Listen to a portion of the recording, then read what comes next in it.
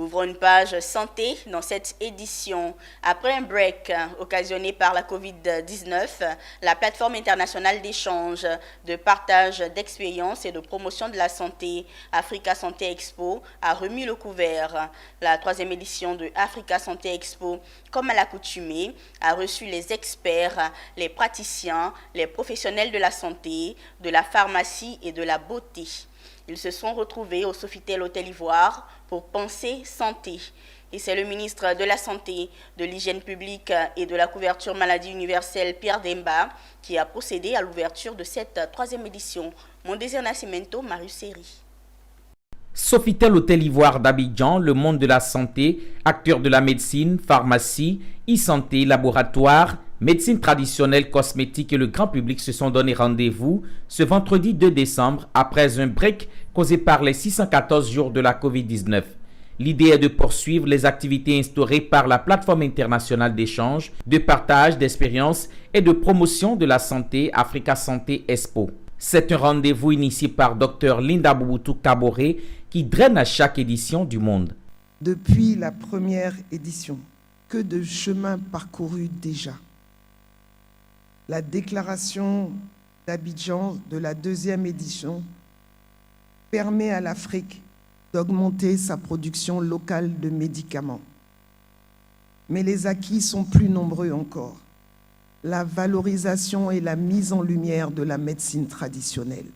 Et vous tous, pendant cette crise sanitaire, vous vous êtes tous rappelés que votre grand-mère vous trempait dans des plantes quand vous étiez petits. Et c'est comme ça que tout le monde s'est rué et retourné sur la médecine traditionnelle. Je félicite nos praticiens. Vraiment, mes filleuls, une fierté. Et je peux vous dire que si l'Afrique s'en est sortie, je pense que c'est en partie à cause de ça. Nous avons déploré des décès, mais beaucoup moins qu'ailleurs. La médecine traditionnelle, merci. L'intégration, il y a eu l'intégration des cours de médecine traditionnelle à la faculté de médecine. Ça aussi, c'est formidable parce que la prochaine génération sera sensibilisée à ça et pourra travailler avec les 2 médecines. Nous avons commencé à créer un conservatoire de plantes rares et médicinales. Ceux qui seront là dimanche, soit ils vont aller revoir leur arbre pour voir s'ils ont poussé, soit vous aussi, vous pourrez planter votre arbre de plantes médicinales au conservatoire de plantes rares et au jardin botanique de Bingerville. Cette 3e édition a été lancée par la première autorité en charge de la santé en Côte d'Ivoire.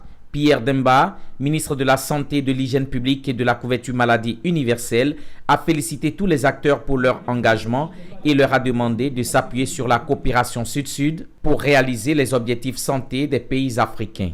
Il me plaît d'indiquer que la coopération sud-sud est un levier sur lequel l'État ivoirien compte s'appuyer pour réaliser de nombreux objectifs dans le domaine de la santé. À cet effet, très souvent, nous partageons les mêmes réalités, les mêmes cultures et surtout le même continent. Ce qui constitue des liens forts que nous devons exploiter et tous au profit de nos différents pays.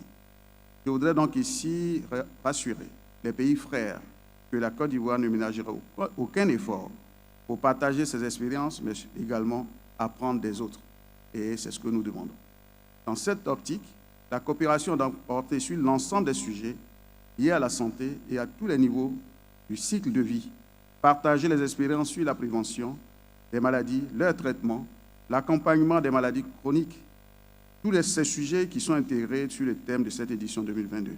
Une visite de stand a permis aux officiels de prendre connaissance avec les innovations et les exposants venus des 4 coins du monde.